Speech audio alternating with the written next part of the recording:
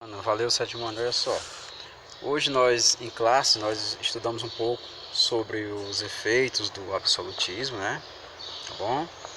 Falamos aí sobre o maior exemplo de absolutismo que já existiu, assim, o símbolo máximo aí que foi o Luís XIV da França. Luís XIV da França, né? Onde ele foi assim uma espécie de que se auto-intitulava, ou auto-se proclamava Rei Sol, né? Rei Sol. Ele foi o maior exemplo de absolutismo. Se você lembrar o que foi absolutismo, você vai entender que absolutismo é o poder total, né? O poder absoluto nas mãos de um monarca, né? Ou de um governante qualquer. Então, absolutismo é como se fosse um totalitarismo, né? É um poder que avança, que muitos até dizem que é dessa forma porque Deus quer desse jeito, enfim. Como nós vimos exemplos aí na aula passada de teóricos que defendiam esse tipo de poder absoluto, né? Foi Deus que escolheu dessa forma, desse jeito é que tem que ser, né? Então, como no caso do Jean Bodin e do Rousseau, né? Que acabou falando isso. Então, o rei Luís XIV foi chamado de Rei Sol e ele mesmo se autodenominava de o Estado sou eu, né? Ele dizia, o Estado sou eu. Um pouquinho da história do Luís XIV nós vemos aí na página 54, tá bom? Estado sou eu. Deixar bem claro isso. Esse modelo de Estado absolutista, gente, ele só vai se acabar lá no século XVIII, quando, inclusive na França, o pessoal acaba derrubando o último rei absolutista, que foi Luís XVI, aí um parentesco aí com Luís XIV, né? Luís XVI acabou caindo na Revolução Francesa. Então, nós também na aula de hoje, nós demos algumas dicas de como devemos responder as questões da página 56, que é o exercício do nosso livro, tá bom? E na página 56 nós temos algumas questões, da qual nós induzimos os alunos a pensarem um pouco a respeito. E foi de repente aqui, nós temos aqui a questão 1, por exemplo, né? Onde você vai ver um textinho que fala sobre o Nicolau Maquiavel e sua obra principal, que foi O Príncipe, né? E dizer o que é que Maquiavel falava nessa obra, um pouquinho aqui a respeito, de acordo com a leitura, você vai entender que na Maquiavel ele foi aquele cara que tinha uma vontade muito grande de ver todos os países sendo governados por monarcas, né? Por soberanos. Então ele ensinava o soberano a governar, a chegar ao poder e se manter no poder. Não era só chegar ao poder, tinha também que se manter no poder, viu?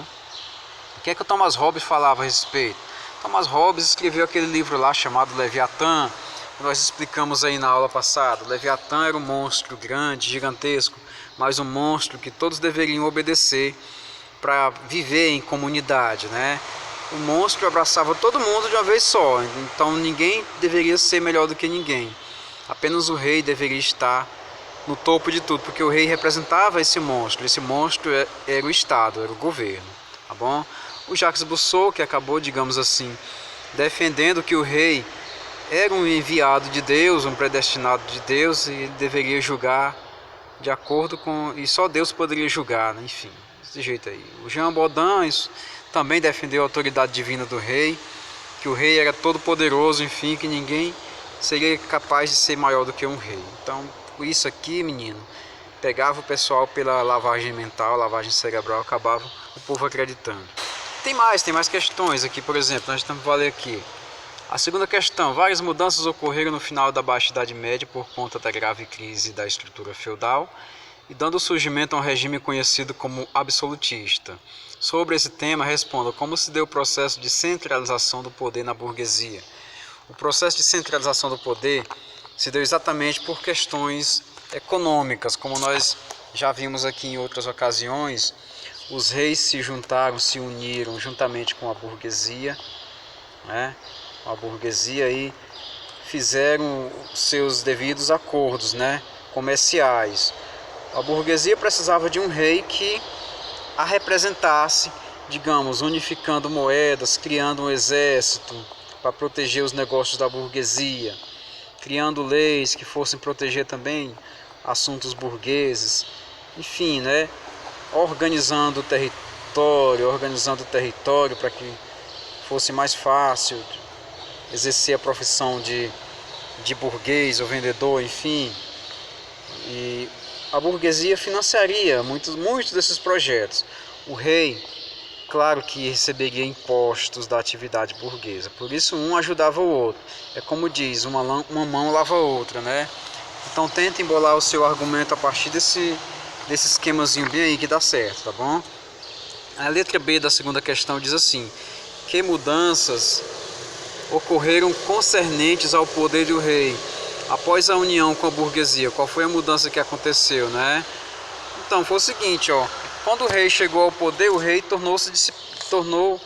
tomou logo conta de permanecer lá em cima, né? O rei tornou-se o soberano acima das leis, aquele soberano que ia mandar de um jeito absoluto, ou seja, quando o rei se vê com seu governo já equilibrado, ele torna-se absolutista, ele fica numa situação que não tem mais como tirá-lo de lá, né?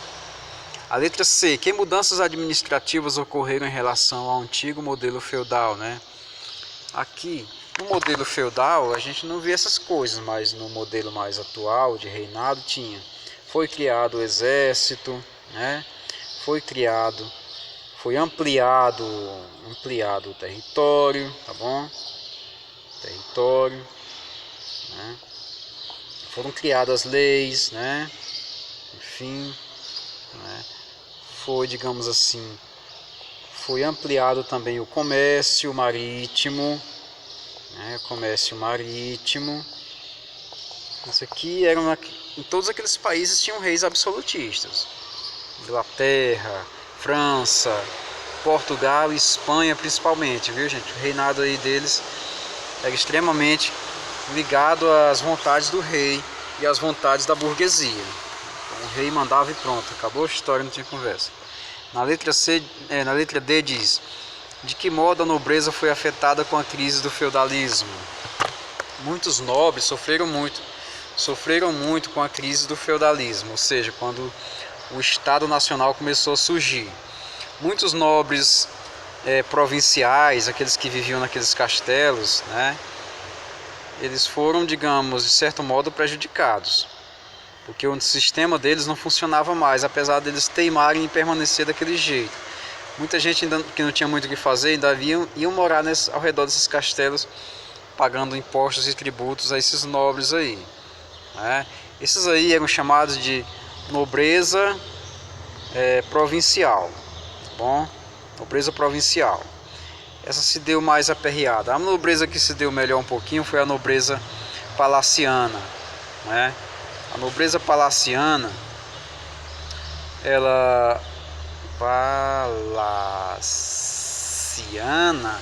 torna-se cortesã dos reis, né? É uma nobreza cortesã, ela vai, digamos, é um nome mais bonitinho para bajulador, né? É uma nobreza que vai ficar no castelo do rei, cortejando e vivendo de favores, né? A nobreza palaciana, como já está dizendo, palácio, né? E tem a nobreza togada, né? Que é o que a gente chama de nobreza de toga, nobreza togada, que é aquela nobreza que pega e compra títulos de nobreza. Ele não nasceu nobre, mas ele comprou um título de nobreza porque ele tem grana. Essa nobreza era provinda da burguesia, tá bom? Então a burguesia acaba que comprando títulos para ser nobre. A partir de hoje, fulano de tal deu aí uma sacolinha de grana, agora ele vai ser o duque fulano de tal, vai ser o conde não sei o que, enfim, né? São os 3 tipos de nobreza que nós podemos identificar dentro dessa realidade do Estado moderno, tá bom? Muito bem, vamos ver aqui qual é a próxima questão. Vamos ver aqui. A questão terceira, a questão de número 3, ela não tem linhas no seu livro, mas você pode fazer um papelzinho e anexar aqui em cima, tá bom? Que a gente vai entender. para não riscar o livro, não ficar feio, aquele monte de risco aqui no meio do livro. Daqui, porque ela se propõe a ser um caso à parte, ela é uma questão muito pessoal. Hoje aqui no Brasil, por exemplo, vivemos em um Estado democrático, que é muito diferente do Estado absolutista. De acordo com o que você estudou no capítulo e com seu conhecimento da atualidade, responda no seu caderno, né? Você acha algum aspecto ou alguns aspectos do modelo absolutista interessante? Quais? Justifique. Então, o que é que você acha de importante, de interessante no absolutismo que nós estudamos aqui? Será se eles mantêm a ordem mais rigorosa? Será se a lei funciona com mais rigor? Será se as pessoas são punidas com mais rigor? Né? Então, se você achou alguma coisa bonitinha aqui, por exemplo, o rei protegia muito o seu estado, né? Protegia muito o seu estado. Se você acha que isso é bonito, você coloca na sua observação. A letra B. Quais as diferenças entre o Estado absolutista e o nosso Estado democrático? É muito simples. No Estado absolutista havia o poder concentrado, tá bom? O poder era muito concentrado nas mãos de um soberano. Já no Estado democrático, o poder não é concentrado, ele é disseminado em várias esferas de poder. Tem o presidente, tem o vice-presidente, tem os deputados, tem os vereadores, tem o prefeito. O poder é repartido, tá bom? É diferente, é uma coisa democrática. A letra C diz, na sua opinião, como seria um governo ideal? Aí você vai pensar um pouquinho, rapaz, será que um governo ideal é aquele que deixa eu ficar só conversando em sala de aula, fazendo bagunça e tal? Será que um governo ideal é aquele que não controla, que não traz vacina? Será que o governo ideal é aquele que combate a fome e a miséria? Tentem pensar um pouquinho e você coloca, tá bom? Então tá sossegado isso aí. Quarta questão, de certo modo, eu até já comentei.